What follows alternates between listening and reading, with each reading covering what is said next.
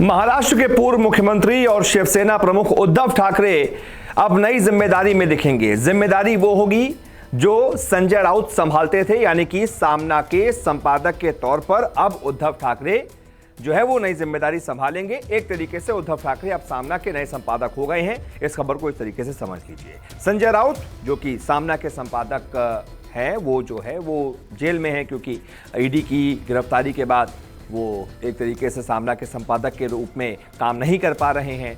जो संपादकीय लिखनी होती है नहीं लिख पा रहे हैं, और सामना का जो काम है वो प्रभावित हो रहा है, क्योंकि उसके कार्यकारी संपादक संजय राउत ही हैं। इस वजह से अब जब तक संजय राउत जो है वापस नहीं आ जाते हैं, तब तक एक तरीके से उद्धव ठाकरे ही ये जिम्मेदारी संभालेंगे। और पता नहीं, हो सकता है आगे भी जिम्मेदारी संभालते रहें और संजय राउत को कोई और जिम्मेदारी वो सौंप दें। लेकिन अभी के लिए फिलहाल एक नई जिम्मेदारी उद्धव ठाकरे को मिल गई है और उन्होंने अपने आप को सामना का नया संपादक बना लिया है। उद्धव ठाकरे को एक बार फिर से इस अखबार के संपादक के रूप में काम मिला है। 3 साल पहले उनकी पत्नी रश्मि ठाकरे को सामना के प्रधान संपादक की जिम्मेदारी दी गई थी, लेकिन उद्धव ने खुद को एक बार फिर से नियुक्त कर लिया है। शुक्रवार को सामना अखबार में संपादक के तौर पर उद्धव ठाकरे का नाम लिखा गया। सामना का संपादन अब तक ठाकरे परिवार के पास ही रहा है। वहीं राज्यसभा सांसद संजय राउत को कार्यकारी संपादक बनाया गया था और वो अभी भी कार्यकारी संपादक ही हैं। राउत को ईडी ने मनी लॉन्ड्रिंग केस में गिरफ्तार किया है। शिवसेना के मुखपत्र सामना की शुरुआत 1989 में हुई थी। शिवसेना प्रमुख बाला साहेब ठाकरे ने अखबार के संपादक के रूप में काम किया। साल 2012 में उनकी मौत के बाद उद्धव ठाकरे को उनके उत्तराधिकारी के रूप में नियुक्त किया गया था। 2019 में मुख्यमंत्री बनने के बाद ठाकरे ने संपादक का पद छोड़ दिया था और उनकी जगह उनकी पत्नी रश्मि ठाकरे ने ले ली थी। अब एक बार फिर से उद्धव ठाकरे संपादक के रूप में काम करेंगे सामना, जो कि शिवसेना का मुखपत्र है। और साथ ही साथ एक तरीके से उन्होंने ये भी मैसेज दिया है कि उनके दोस्त उद्धव ठाकरे के बहुत करीबी संजय राउत के साथ वो कंधे से कंधा मिलाकर खड़े हैं। क्योंकि संजय राउत की जब गिरफ्तारी हुई थी तो अगले ही दिन हमने देखा था कि वो संजय राउत के परिवार से मिलने के लिए गए थे, माँ से भी मिले थे और परिवार को ढांढस बंधाया था कि कुछ नहीं होगा, मैं आपके साथ हूँ। और ये हमने तब देखा जब संजय राउत ने एक तरफ कहा ईडी के ऑफिस के बाहर से कि मैं झुकूंगा नहीं किसी भी कीमत पर, मेरे खिलाफ फर्जी केस बनाए जा रहे हैं। संजय राउत ने जब ये कहा तो उसके बाद उद्धव ठाकरे ने भी प्रेस कॉन्फ्रेंस में कहा कि हाँ, संजय राउत असली बाला साहिब के शिव सैनिक हैं, वो किसी भी कीमत पर झुकेंगे नहीं, वही असली शिव सैनिक हैं।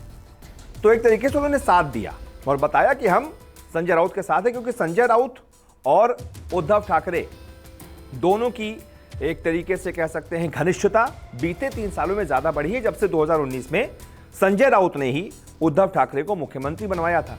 नहीं तो प्लान तो कुछ और था, क्योंकि बीजेपी के साथ मिलकर चुनाव लड़ा था। उस हिसाब से बीजेपी का मुख्यमंत्री बनता, उद्धव ठाकरे उप मुख्यमंत्री बनते। लेकिन सारा खेल जो है संजय राउत ने बिगाड़ दिया था बीजेपी का और सीएम की कुर्सी पर सीधा उद्धव ठाकरे को बैठा दिया था। तब से उद्धव ठाकरे बहुत भरोसा करते रहे हैं संजय राउत पर, पूरी फ्रीडम दी हुई है। जब भी पार्टी का कोई बड़ा फैसला होता है हमेशा संजय राउत उसमें शामिल होते हैं। इस बीच संजय राउत ने कांग्रेस को एक थैंक्स का लेटर भी लिखा है जो बहुत वायरल हो रहा है।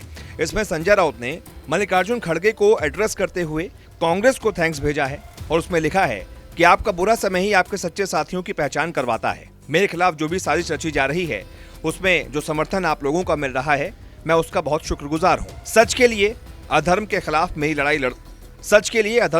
मेरी लड़ाई जारी रहेगी और मैं किसी भी कीमत पर झुकूंगा नहीं।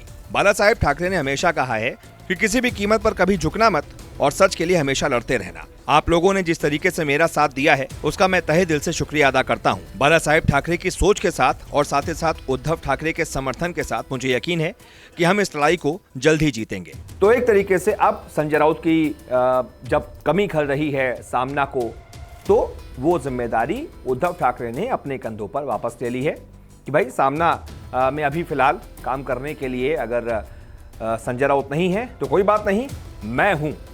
मैं संपादकीय लिखूंगा और साथ ही साथ मैं अभी तक संपादन करूंगा जब तक वापस से संजय राउत कार्यकारी संपादक का जो है पदभार नहीं संभाल लेते हैं। बहुत बहुत शुक्रिया फिलहाल इस वीडियो को देखने के लिए। नमस्कार, मैं हूं मानक गुप्ता। अगर आपको हमारा ये वीडियो पसंद आया हो तो इसे लाइक और शेयर जरूर करें और हाँ, हमें सब्सक्राइब और फॉलो करना ना भूलें ताकि आप देश और दुनिया की कोई खबर मिस ना करें। तो जुड़े रहिए हमारे साथ और देखते रहिए न्यूज़ 24।